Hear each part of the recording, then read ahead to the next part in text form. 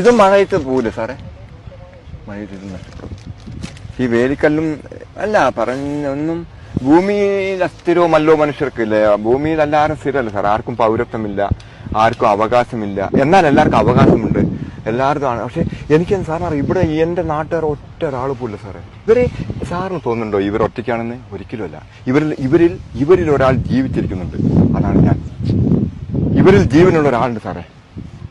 ഇവരെ കൂടെ ഉണ്ടാവും. ഇവരെ കൂടെ ജീവനുള്ള ഒരാളുണ്ട് സാർ.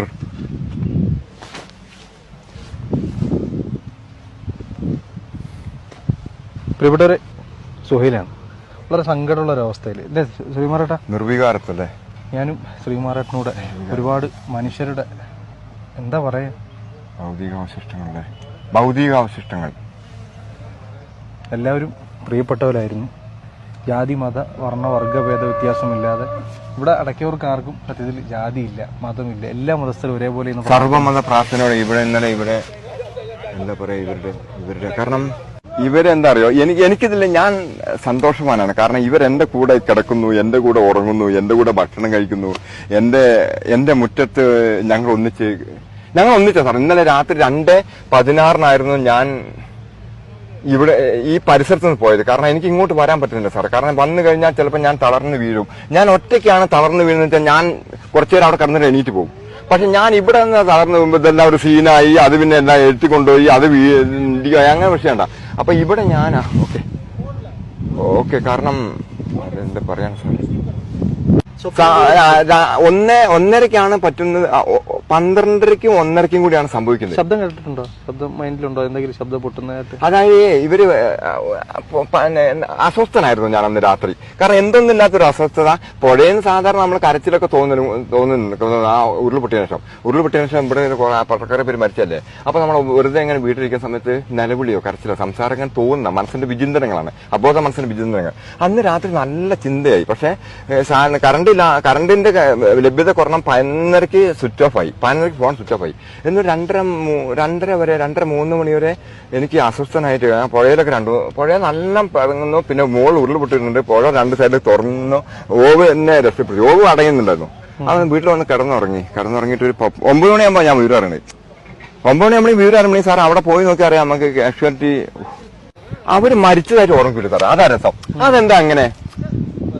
അവര് മരിച്ചതായിട്ട് ഇന്നും ഈ സെക്കൻഡിലും എനിക്ക് അനുഭവപ്പെട്ടിട്ടില്ല.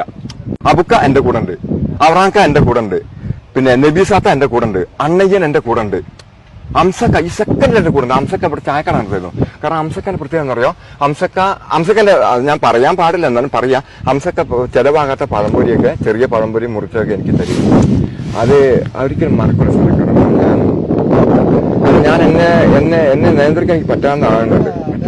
ശ്വാസം മുട്ട് സാറേ. കാരണം എന്നെ എത്രയോ ഫോൺ കോളുകളുടെ പ്രവാഹമായിരുന്നു എന്റെ ഭാര്യയുടെ ഫോണിലേക്ക്. പക്ഷെ എനിക്ക് ഒരു കോള് പോലും എടുക്കാൻ പറ്റാത്ത, ഈവൻ ഷാജാൻ സാറിന്റെ കോളും ഞാൻ എടുത്തില്ല. കാരണം എനിക്ക് സംസാരിക്കാൻ പറ്റുന്നില്ല. കാരണം ഒരു 3 ദിവസം കഴിഞ്ഞ ശേഷം എനിക്ക് സംസാരിക്കാൻ പറ്റുന്നത്. കാരണം കാഷ്വാലിറ്റി ഓവർ സാർ.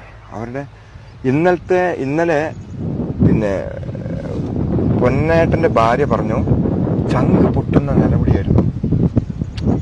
ആ നിലവിളി സാറേ. കാരണം ജിഷ പൊന്ന, അവരുടെ പേരെനിക്കറിയില്ല. പൊന്നേട്ടന്റെ ഭാര്യ പറഞ്ഞു ഇവർ രാത്രി കുഞ്ഞ് ഛർദ്ദിച്ചതുമായിട്ട് ബന്ധപ്പെട്ടിട്ട് പുറത്ത് വടക്കവാതിൽ മുഴുവൻ ചളിയും വെള്ളവും.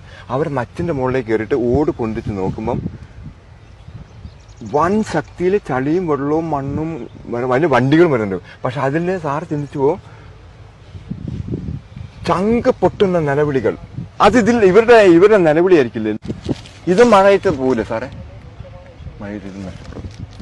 ഈ വേലിക്കല്ലും അല്ല പറഞ്ഞൊന്നും ഭൂമിയിൽ അസ്ഥിരോ മല്ലോ മനുഷ്യർക്കില്ല. ഭൂമിയിൽ എല്ലാവരും സ്ഥിരമല്ല സാർ. ആർക്കും പൗരത്വമില്ല, ആർക്കും അവകാശമില്ല. എന്നാൽ എല്ലാവർക്കും അവകാശമുണ്ട്, എല്ലാവർക്കും ആണ്. പക്ഷെ എനിക്ക് സാറിന് ഇവിടെ എന്റെ നാട്ടുകാർ ഒറ്റ ഒരാൾ പോലില്ല സാറേ.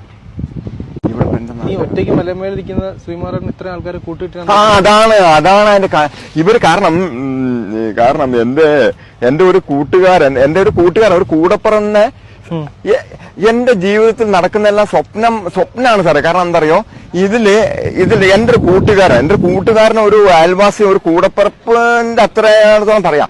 അയാൾ പറഞ്ഞു, പിന്നെ 2019 ഉരുൾപൊട്ടിയപ്പോ ശ്രീകുമാർ നീ ഒരു സർവമത സന്യാസി ആയിക്കോ. അപ്പൊ ഞാൻ സർവമത സന്യാസിയായിട്ട് ഇവിടെ കൂടിക്ക് പറഞ്ഞു. അപ്പൊ ഞാൻ സന്യാസം കുഴപ്പമില്ല, സന്യാസമാണ്. കാരണം പണം ഉണ്ടാക്കലൊരു സന്യാസം, ബ്രഹ്മചാര്യം ഒരു സന്യാസം, മതപഠനം ഒരു സന്യാസം, എല്ലാം സന്യാസമാണോ. ഇപ്പം അതുപോലെ സംഭവിച്ചിരിക്കുന്നു. ഇപ്പൊ ഇന്നലെ ഇവിടെ നടക്കുന്ന സർവമത പ്രാർത്ഥനകളിലെ സർവമത പ്രാർത്ഥന നടന്നു സാർ ഇവിടെ. ഇന്നലെ 5 മണിയല്ല, ഒരു 4 മണിയോട് കൂടി ശവസംസ്കാരം ആരംഭിച്ചു. 2:16 കുഴികളുണ്ടല്ലോ ആൾക്കാർ അടക്കാൻ. അതെ. ഇനി അവിടെ അടക്കം ചെയ്യാൻ കുഴികളുണ്ടല്ലേ? കുഴിയുണ്ട്.